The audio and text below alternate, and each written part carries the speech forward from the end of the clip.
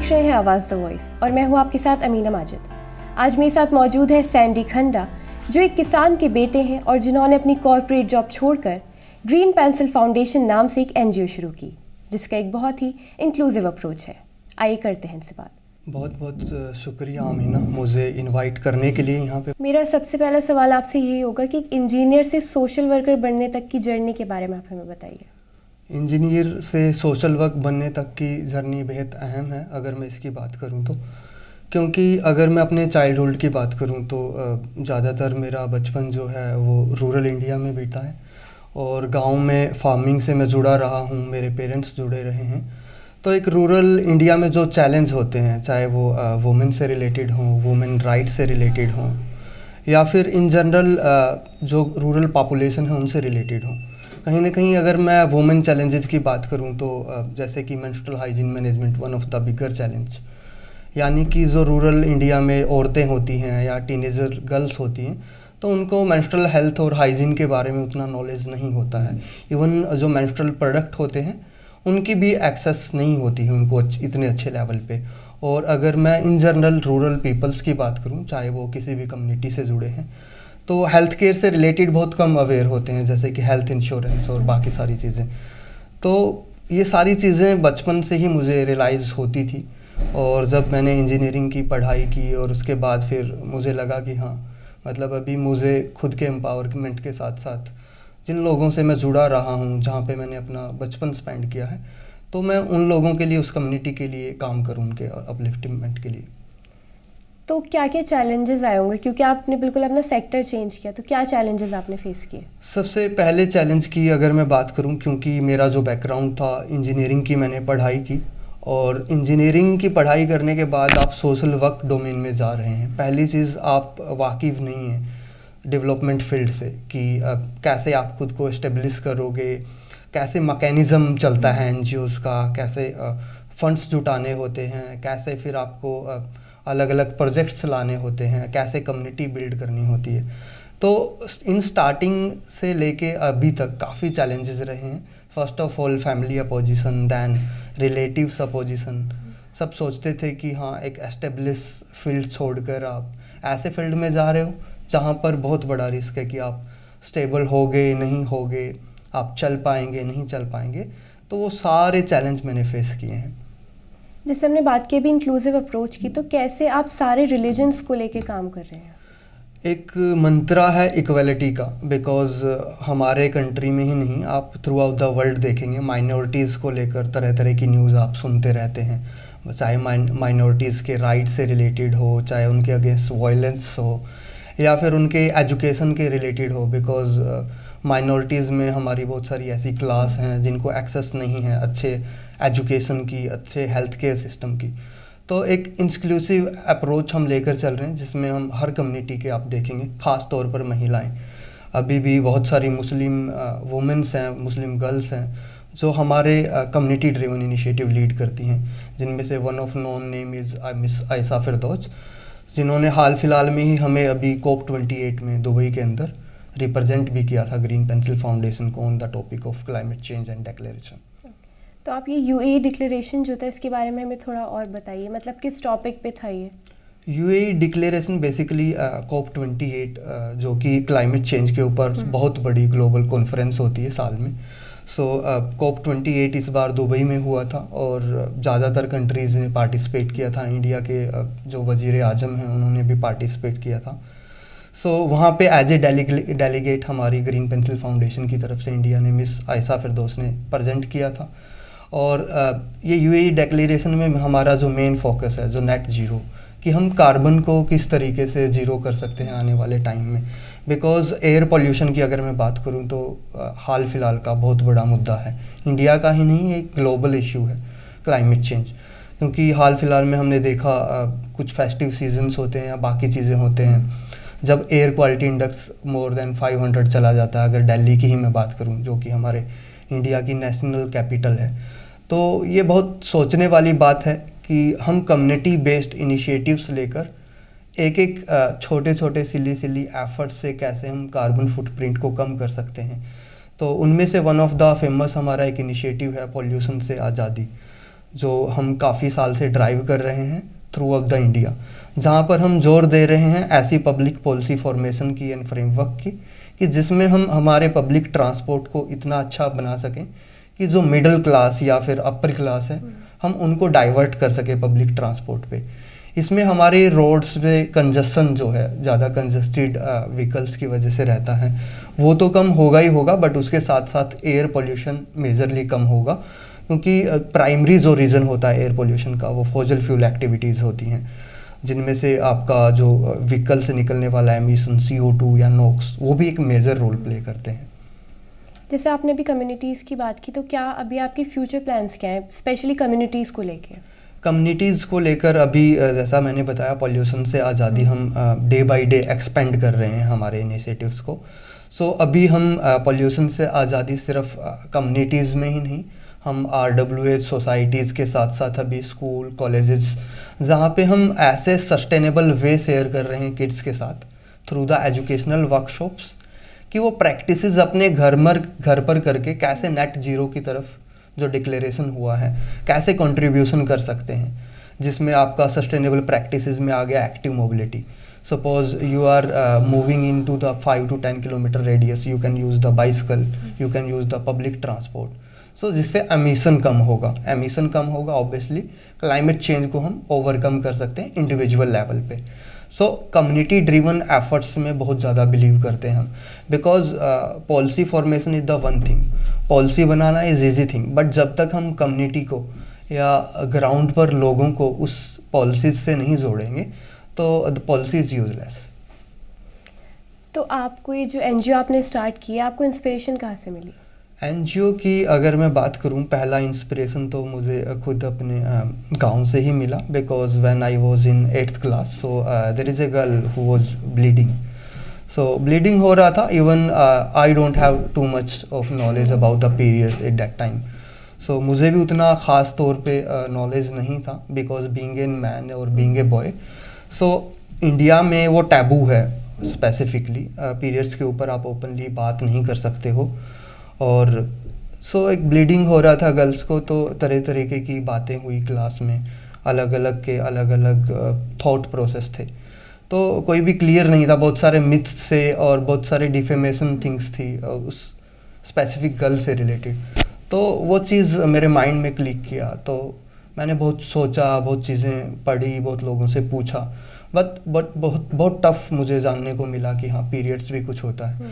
Otherwise जब भी बात पीरियड्स की आती है कॉमन इंडियन फैमिलीज़ में, आइदर आप किसी भी स्टेट में उठाएंगे, कश्मीर से लेके आप कहीं भी जाएंगे, पंजाब में जाएंगे या बाकी स्टेट्स में जाएंगे, तो पीरियड्स के ऊपर अभी भी लाइक इन 21st सेंचुरी जहाँ हम 5G की बात कर रहे हैं, बट अभी भी एक फैमिली इकट्ठा बैठकर ओपन टॉक्स नहीं कर सकती है पीरियड्स के ऊपर। So that is really disgusting. तो वहाँ मुझे रियलाइज़ हुआ कि हाँ एक्चुअल में मुझे कभी चांस मिला तो definitely I will work on that thing. जैसे आपने बताया, तो आपके प्रोजेक्ट्स और क्या क्या, स्पेशली जो आप प्रोजेक्ट्स के बारे में हमें बताना चाहें? प्रोजेक्ट स्पेसिफिकली अगर मैं बात करूं, ग्रीन पेंसिल फाउंडेशन हमने ऑफिशियल लीगल फ्रेमवर्क में 2019 में आया। Before that we people were working as a community. तो उसके बाद से हमारे मेजर जो इनिशिएटिव है, periods of pride one of the major initiative, जिसमें हम women health specifically menstrual hygiene management में एजुकेट करते हैं उनको वर्कशॉप्स के थ्रू। टीनेज गर्ल्स हो गई, स्कूल्स में, नॉन स्कूल्स में, स्लम एरियाज़ में, कि कैसे पीरियड्स में वो अपना हाइजीन मेंटेन कर सकती हैं, कैसे आज के टाइम में PCOD और PCS बड़ा कॉमन हो गया है, because lifestyle day by day change हो रहा है, बहुत ज़्यादा स्ट्रेस हो रहा है, फूड लाइफस्टाइल चेंज हो रहा है। तो ऐसे टाइम पे हमें बहुत ज़रूरत है कि हम एजुकेट करें हमारी जो टीनेज गर्ल्स हैं, हमारी बहन हैं, खातून हैं, या इवन बॉयज़ को भी हम एजुकेट करें, सो that they can understand that thing. तो हम नॉर्मलाइज कर सकते हैं इसको। पीरियड्स ऑफ प्राइड हमारा एक ऐसा ही इनिशिएटिव है जो हमारा मेजर इंडियन सिटीज़ में चलता है, जैसे कि हैदराबाद हो गया, पुणे, मुंबई, बेंगलोर, चेन्नई, काफ़ी सिटीज़ में हम ये इनिशिएटिव चला रहे हैं। उसके अलावा हम रिमोट लोकेशंस पे भी कर रहे हैं, हिमाचल हो गया या फिर जम्मू हो गया, बाकी एरियाज़ में। ये एक इनिशिएटिव था हेल्थ के ऊपर। उसके अलावा क्लाइमेट चेंज से रिलेटेड हमारे काफ़ी मेजर इनिशिएटिव्स रहे हैं। उन्हीं इनिशिएटिव में से एक का हाल फिलहाल में ही मैंने जिक्र किया, पॉल्यूशन से आज़ादी। और उसके अलावा वन होम वन ट्री भी एक हमारा इनिशिएटिव रहा है, जिसमें हम एनकरेज करते हैं कि एटलीस्ट एक फैमिली एक ट्री को अडोप्ट करे, सो डैट हम उतना ही जितना लेवल का हम ऑक्सीजन इनहेल करते हैं वैसा ही हम एक्सहेल के लिए मतलब प्लांट लगा सकें। ये हमारे मेजर इनिशिएटिव हैं। उसके अलावा स्लम टू स्कूल भी हमारा एक मेजर इनिशिएटिव रहा है। स्लम टू स्कूल ख़ास तौर पर जो बच्चे स्लम एरियाज़ में रहते हैं, झुग्गी झोपड़पट्टी में रहते हैं, हम उनको एम्पावर करके एजुकेट करके कैसे स्लम से बाहर निकाल सकते हैं। एक तरीके से ये हमारा मिशन है इंडिया को स्लम फ्री करने का। We want to India slum free by empowering and educating maximum slum kids. So हमारी जो ड्राइव्स चलती हैं, एजुकेशनल ड्राइव्स होती हैं अलग अलग स्लम एरियाज़ में, जो स्लम टू स्कूल के नाम से जानी जाती हैं। सो जिसमें हम बेसिकली बच्चों को एजुकेट करते हैं so that they able to get some suitable job और स्किल्ड जॉब। जैसे हमने सुना है कि आपने 300 plus minor and major slums को अडॉप्ट किया है, तो उसके बारे में आप हमें बताइए। अगर मैं 300 स्लम की बात करूं तो उत्तर प्रदेश मेजर रीजन हो गया, जैसे कि अलीगढ़ हो गया, बरेली हो गया, काफ़ी रीजन्स हैं, लखनऊ के कुछ स्लम्स हैं। और ऐसे ही अगर मैं बात करूं झारखंड हो गया, बिहार हो गया। अगर आप लिटरेसी रेट में भी देखो तो ये कुछ स्टेट हैं जहाँ पे लिटरेसी रेट उतना अच्छा नहीं है इंडिया में as comparison to some other state. So major हमारा टारगेट यहाँ था, बट उसके बाद स्लम टू स्कूल हमारे मेजर दूसरे सिटीज़ में भी हैं, जैसे कि मुंबई हो गया या फिर गुड़गांव हो गया, दिल्ली हो गया। सो दिल्ली में भी बहुत सारा स्लम्स हैं। मुंबई में धारावी में भी हम एजुकेशनल ड्राइव्स हमारी करते हैं। धारावी एशिया का जो कि सबसे बड़ा स्लम है।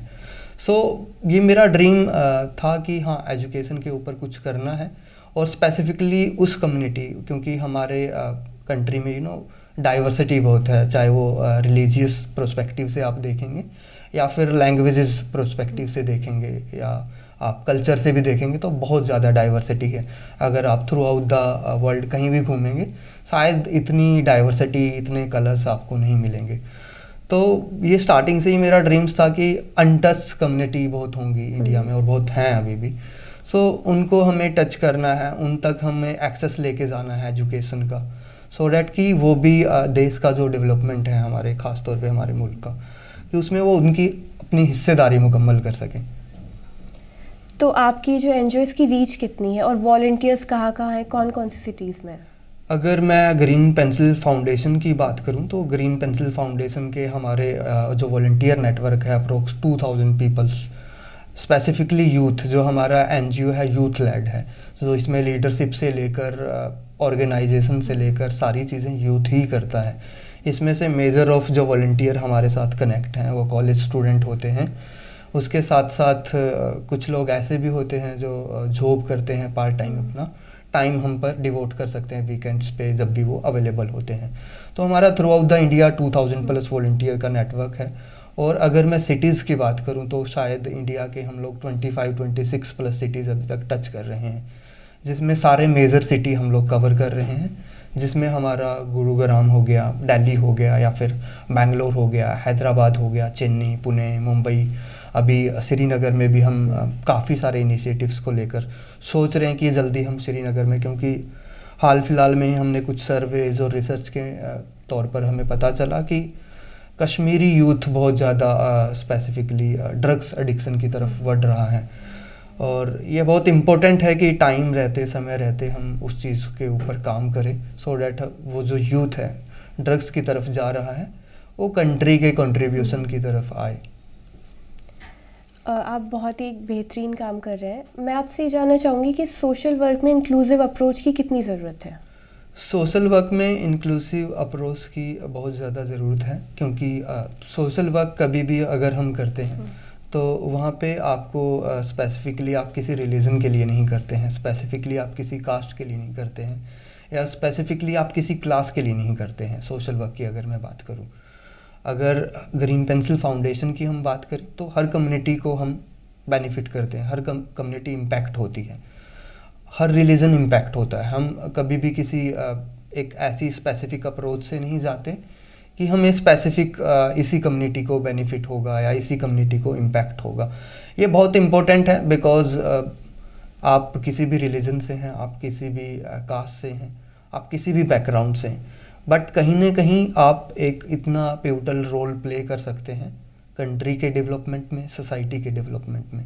एक अच्छा इंसान अगर होगा, वो चाहे किसी भी रिलीजन का हो, डेफिनेटली उससे हमारे कंट्री को बेनिफिट होगा किसी न किसी वे में। सो ये हमारी इंक्लूसिव अप्रोच स्टार्टिंग से ही रही है। हम नॉन रिलीजियस ज़्यादा फोकस रहते हैं, जिसमें हर कम्युनिटी हम इम्पैक्ट करते हैं। जैसा मैंने बताया, वुमेन एम्पावरमेंट हो गया, मुस्लिम वुमेन एम्पावरमेंट हो गया। हमारी लीडरशिप टीम में जिसमें से सादिया सैफ़ी हैं, दिल्ली लीड करती हैं, she is a Muslim women. But हमें लीडरशिप में कहीं ना कहीं लेके आना होगा माइनॉरिटीज़ वुमेंस को भी। आप कश्मीर में देखें या बाकी जगह पे देखें जहाँ पे माइनॉरिटीज़ की वुमेंस को लीडरशिप में हिस्सेदारी हमें देनी होगी, जो नहीं थी। हम देखें पिछले कुछ दौरान कितना आप उठा के देखेंगे हिस्ट्री 50 साल की, 40 साल की, वुमेन लीडरशिप नहीं है। और अगर हम खातून के हकूक़ की बात करते हैं तो हमें लीडरशिप में भी उनको उतना ही तवज्जो देनी होगी। जी, जैसे आपने बताया कि आप लोग स्लम में जाते हैं, लोगों की मदद करते हैं, तो लोगों का अप्रोच क्या होता है? क्या वो कंफर्टेबल हो जाते हैं जल्दी या भरोसा कर पाते हैं? अगर मैं स्लम की बात करूं तो फर्स्ट थिंग, इतना जल्दी कंफर्टेबल नहीं होते, बिकॉज़ बहुत उनकी वैसी सोच या एम्पावर या खुद को इंडिपेंडेंट करने वाली उनकी थिंकिंग नहीं होती है। First of all they living in simply illegally in slum area, जहाँ पर कोई उनका घर नहीं है, और वो डेली कूड़ा बीनना हो गया या फिर कोई भी डे टाइम एक्टिविटी करते हैं, जिसके बाद वो अपना मुश्किल से रोजी रोटी ही चला सकते हैं। वो जो एक नॉर्मल सोसाइटी क्लास होती है हमारी, जैसे हम नॉर्मल लाइफ जीते हैं, वो लाइफ उनकी नहीं होती है। अगर आप फेस्टिव देखेंगे, फेस्टिव सीजन पे भी वो अपना कूड़ा बीन रहे होते हैं या फिर किसी रोड साइड पे कुछ बेच रहे होते हैं, राइट। सो वो सारी चीज़ें से ही ज़्यादा ओरिएंटेड होते हैं वो तो उनको वो शॉर्ट टर्म गोल्स ज़्यादा देखते हैं। सपोज अगर मैं किसी किड को अप्रोच करता हूँ फॉर द एजुकेशन, अगर मैं उसके पेरेंट्स को अप्रोच करता हूँ तो उनकी फर्स्ट शॉर्ट टर्म अप्रोच होती है कि बच्चा जाता है कूड़ा बीनने, 100-200 रुपीज़ पर डे कमाता है। So they are focusing on that thing. हमने उनको वो ड्रीम दिखाया ही नहीं कि आप एक सपना ऐसा भी जी सकते हो जहाँ पे आपका बच्चा एजुकेट होकर ऐसे लेवल पर जा सकता है कि बनकर दिखा सकता है, और आपको स्लम में नहीं रहना होगा, आप स्लम से बाहर आ सकते हैं। जो नॉर्मल सिटीज़न होते हैं कंट्री के, आपको भी वो दर्जा मिल सकता है। आप बहुत ही अच्छा काम कर रहे हैं। थैंक यू सो मच हमें टाइम देने के लिए।